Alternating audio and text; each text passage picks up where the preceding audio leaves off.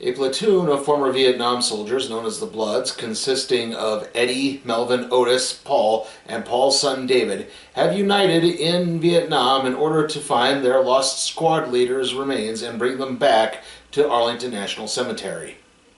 However, it turns out there's a wrinkle to this scenario in the form of a footlocker full of stolen CIA gold that the group decided to use for themselves and come back and claim at a later date. What follows is an emotionally gut-wrenching journey that all of the Five Bloods need to go through. This is the Five Bloods. So, this movie is pretty good. It's really well made. I like a lot of the characters in it.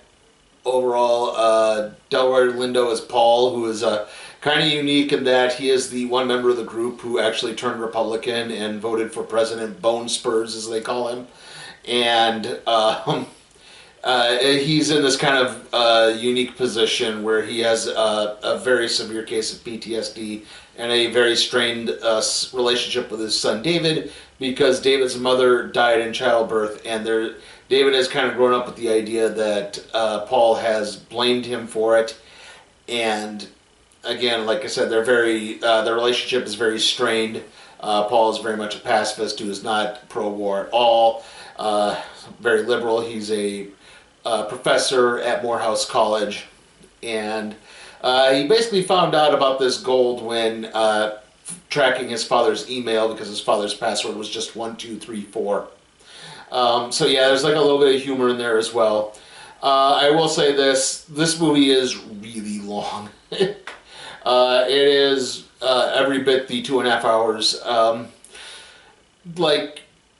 There's a point where, I'll tell you this right now, they find the gold and Norman's body, and there's still 80 minutes to go in the movie at that point. So yeah, there's a whole other movie after that, and that kind of turns into a bit of a psychological journey, especially for Paul Delroy Lindo's character.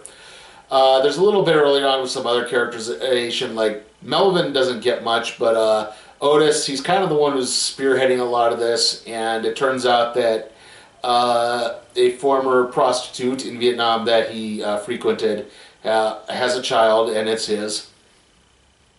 But she's also kind of this prostitute's turned herself into a businesswoman and is brokering a deal so that they all get money from this gold that they are basically turning back over, or trying to sell on the black market.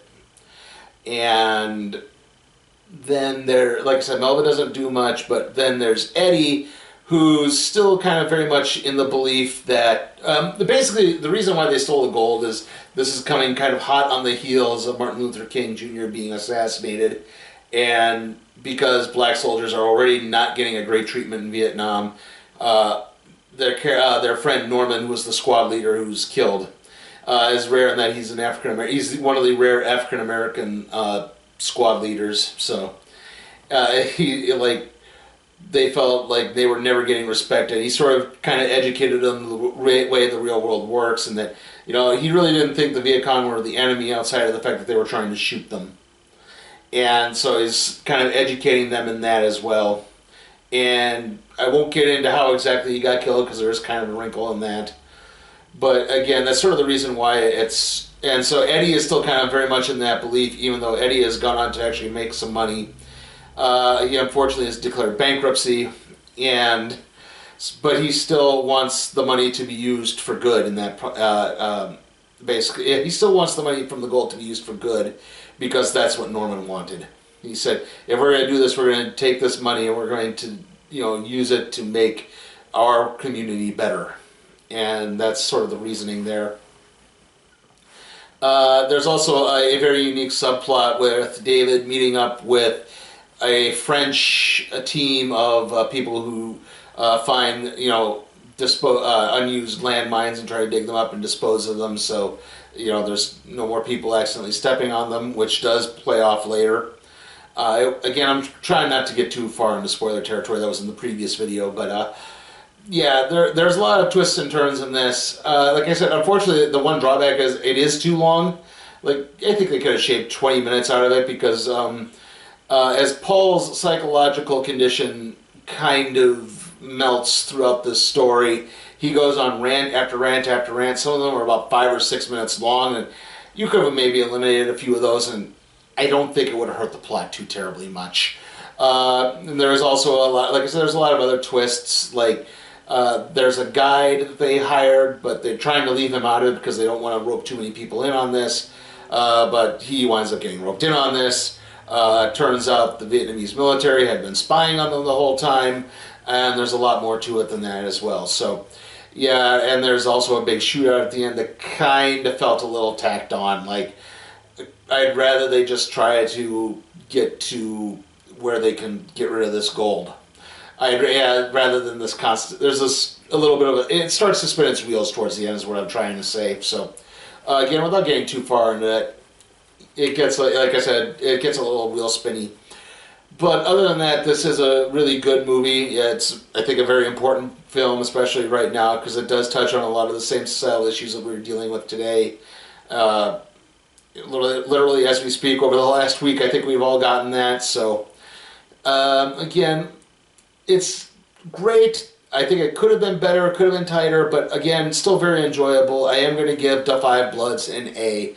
Like I said, still really good, probably a must-watch, but you are going to have to put aside some time to watch it. There's the Cookie Crisp Mega Mixer, mixing up lots and lots of little chocolate chip cookie cereal. That's more for us. Just don't say Cookie Crisp.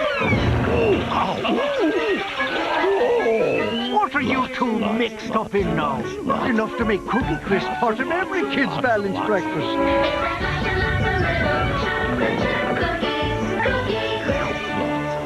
Now get Reese's Crunchy Cookie Cups free with coupon on marked boxes. Okay, again, no real trailers to talk about here, so I'll just say this. The next movie review is going to be The Lost Bullet. That'll be next week.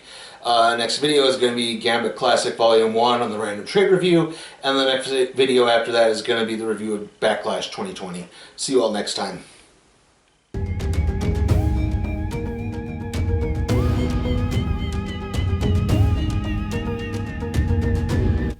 Hey guys, remember, you can help support my channel at patreon.com/SleepyTimeForCat Productions, where you can help request a movie, even if it's something like, say, Sonic the Hedgehog or the next Purge film. I'll review it.